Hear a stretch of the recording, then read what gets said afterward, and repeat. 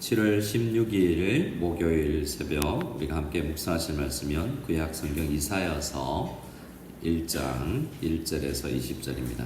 오늘부터 이사야서를 묵상하는데요. 우리 1절에서 9절까지 말씀을 같이 먼저 천천히 읽도록 하겠습니다. 1절에서 9절입니다. 유다 왕 우시아와 요담과 아하스와 히스기야 시대에 아모스의 아들 이사야가 유다와 예루살렘에 관하여 본 계시라. 하늘이여 들으라, 땅이여 귀를 기울이라. 여호와께서 말씀하시기를 내가 자식을 양육하였거늘 그들이 나를 거역하였도다. 소는 그 임자를 알고 나귀는 그 주인의 부유를 알건만은 이스라엘은 알지 못하고 나의 백성은 깨닫지 못하는다 하셨도다. 슬프다 범죄한 나라요, 허물진 백성이요, 행악의 종자요, 행위가 부패한 자식이로다. 그들이 여호와를 버리며 이스라엘의 거룩하신 이를 만홀히 여겨 멀리하고 물러갔도다. 너희가 어찌하여 매를 더 맞으려고 배역을 거듭하느냐.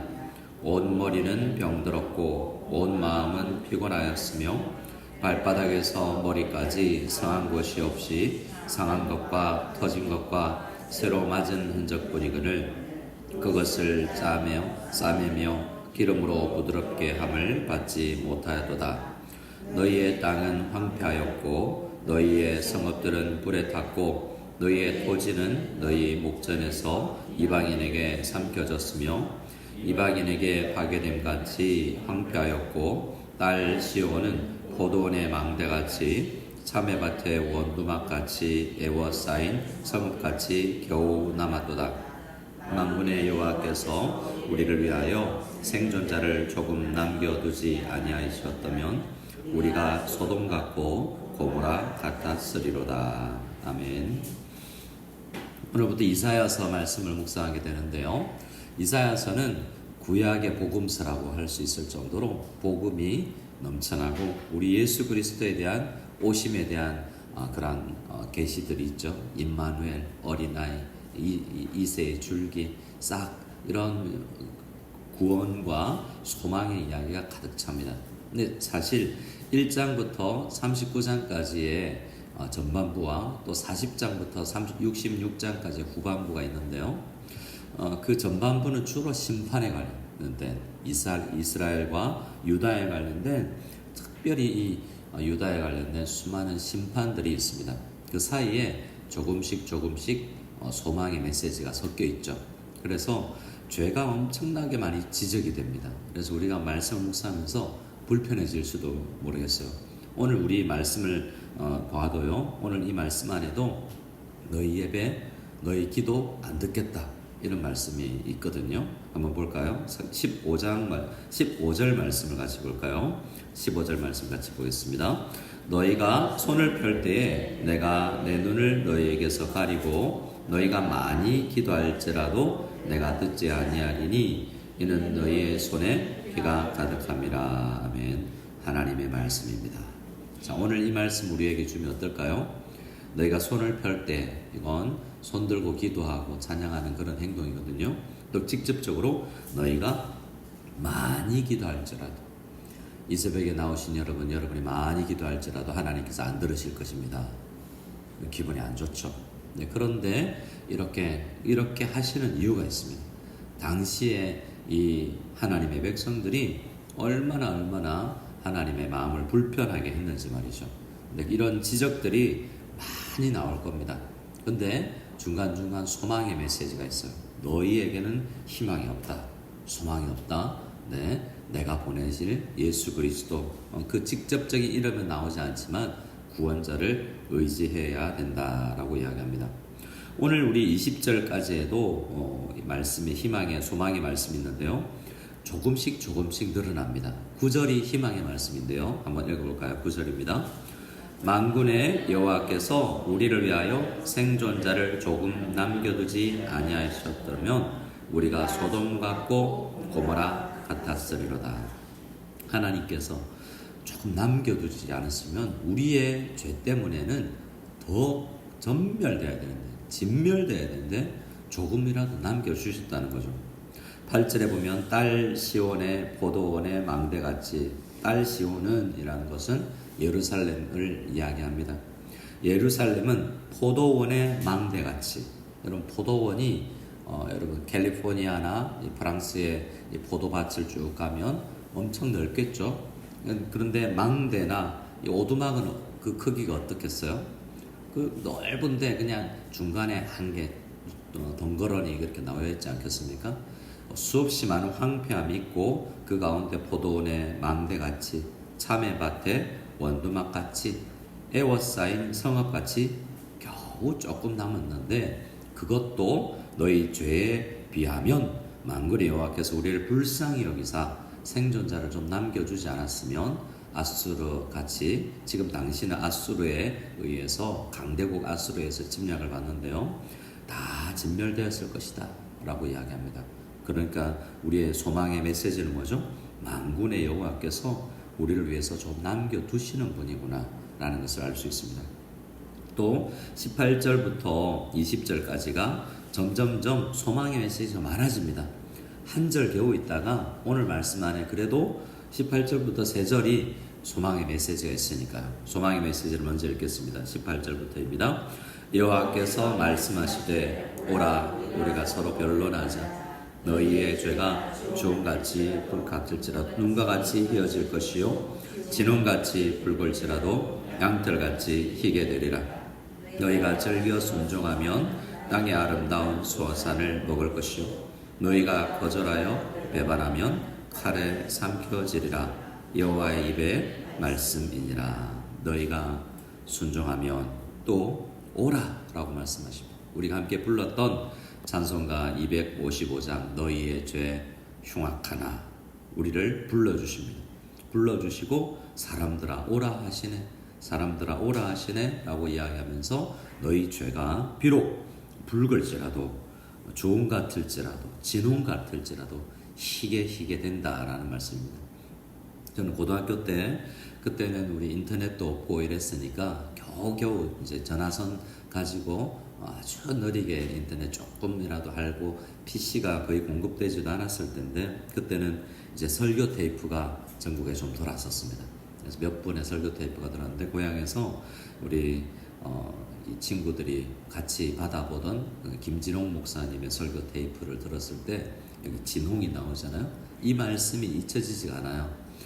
오라, 오라 우리가 서로 변론하자. 유명한 그 목사님의 설교를 고등학교 때 들으면서, 그 고등학교 때 얼마나 죄가 있었는지 모르지만 그렇게 테이프 설교 들으면서 은혜를 많이 받았던 기억이 납니다. 자, 오늘 말씀은 1절을 다시 돌아가서요, 유다 왕 우시야, 요담, 아하스, 히스기야. 이 유다 왕들은요, 아버지, 할아버지, 아들을 이렇게 이어가죠. 이 시대에 다 이사야 선지자가 사역을 했었습니다.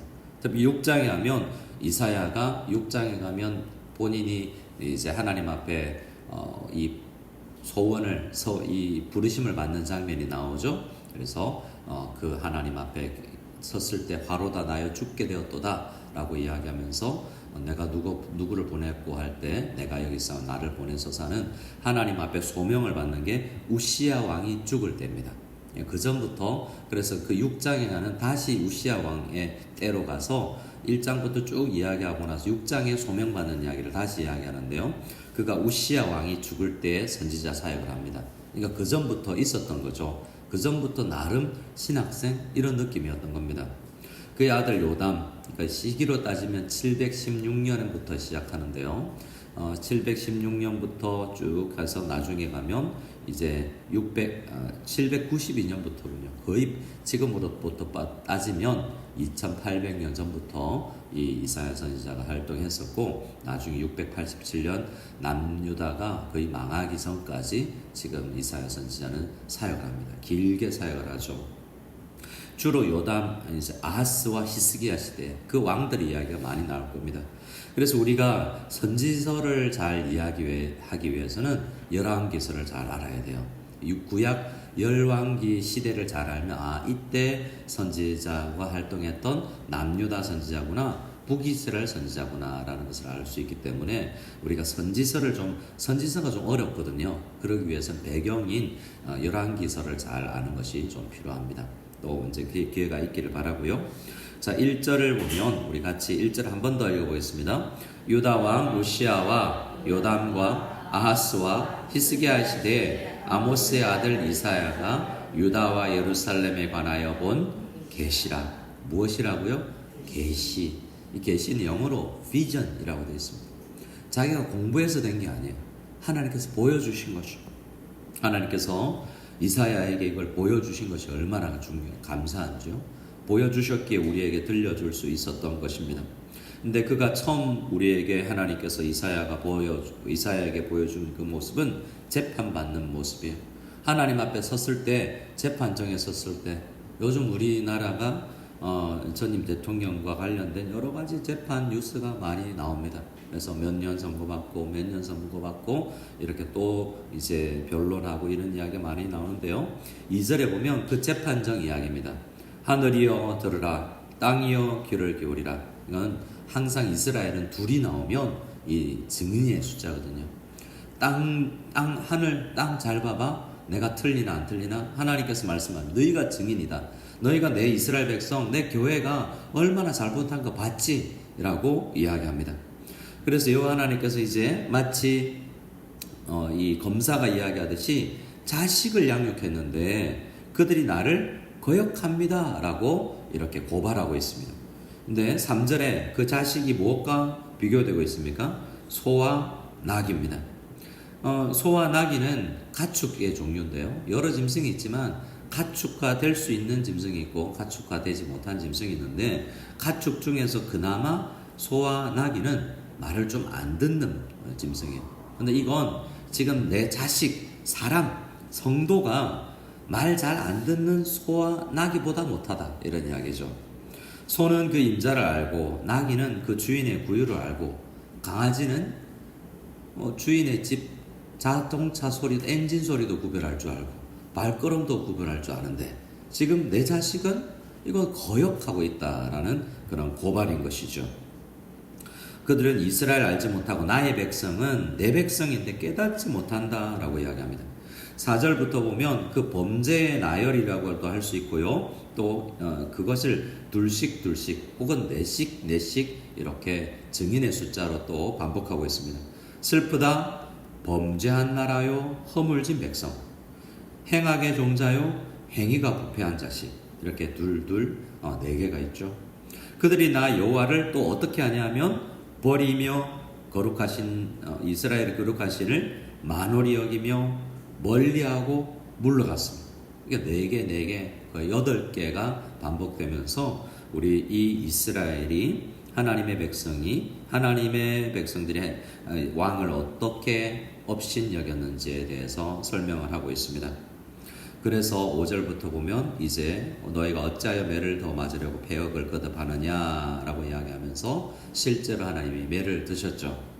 나중에 보면 하나님께서 매를 사용하시는 아수르가 한 대 때리려고 그랬는데 지난번에 말씀드렸죠. 옆집 아저씨한테 우리 아들 좀 야단 좀 쳐주세요 라고 할 때 그냥 뗐지 이렇게 할 줄 알았더니 몽둥이로 그냥 패라 이런 이야기를 할 때 너 그 정도로 하라고 하지 않았다라고 이야기하면서 아수르도 하나님께서 심판하시죠.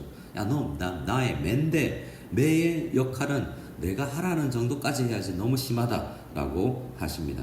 근데 하나님 앞에 지금 이스라엘은 하나님의 백성들은 매 맞을 정도예요. 겨우겨우 원두막 하나 남았을 정도입니다.